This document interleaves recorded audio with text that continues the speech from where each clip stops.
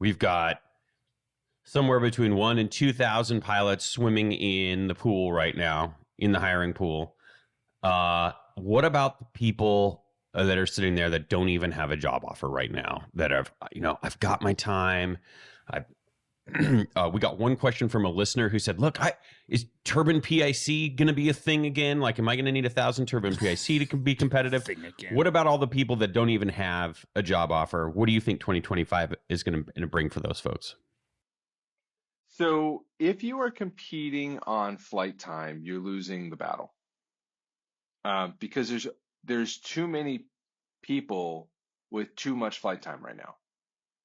And so I want you to imagine.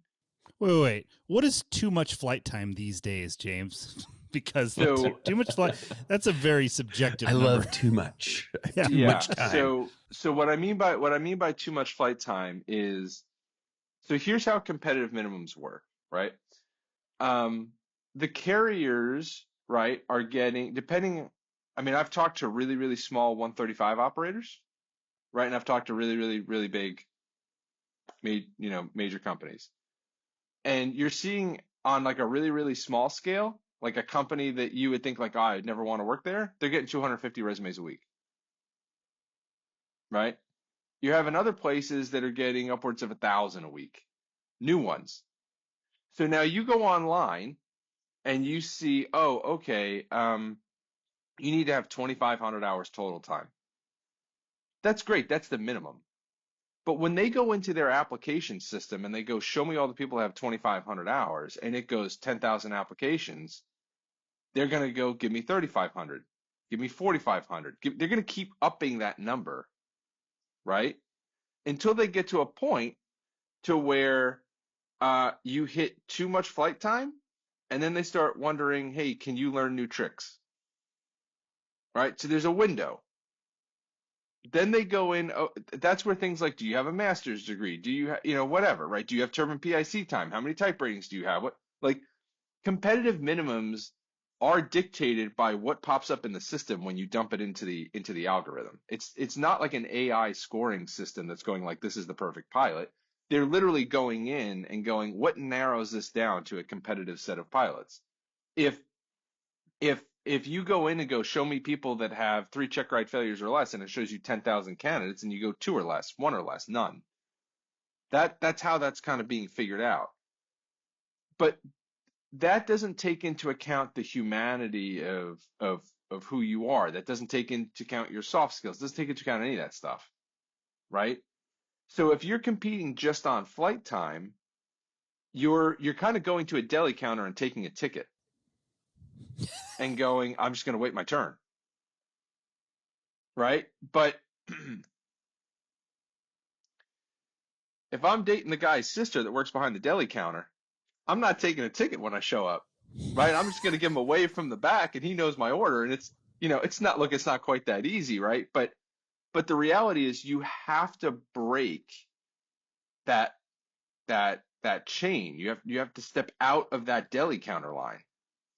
Now, yes, your resume has to be squared away. There's lots of ways that when we go through and we fill out the applications for folks that we get in the soft skills and other things, but that's not going to get you selected.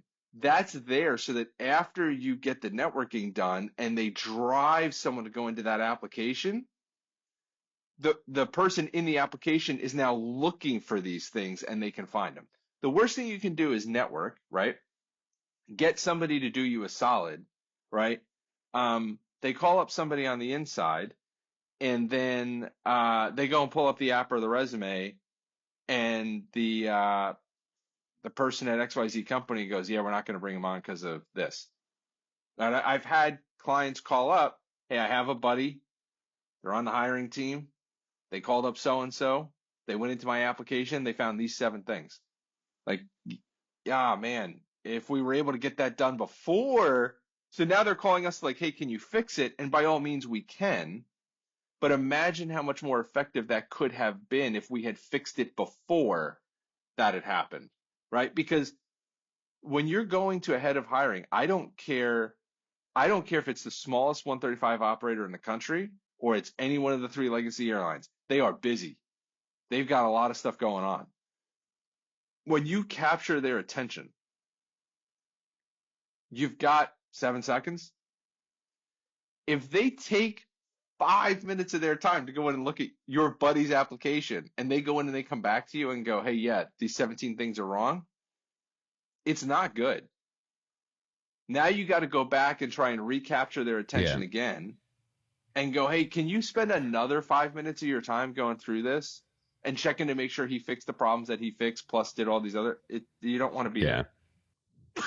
You want to give them, you want to give them a product that looks good. And look, I've got plenty of stories that I'm not going to share publicly of networking. Come on, just one. Do you mind just tactics that folks have used recently, where they've leveraged buddies who use some very creative ways to grab the attention of a decision maker, and it works.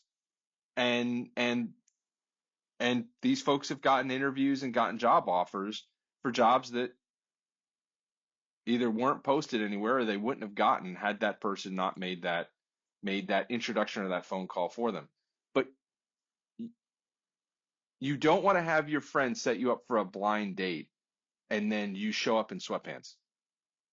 You can't recover easily from a first impression like that. Yeah. You don't, right?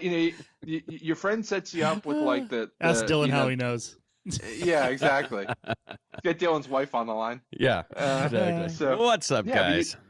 You don't want to have your buddy set you up with a on a blind date with the prom queen and you show up with sweatpants in a car that's broken down. It's not going to go well.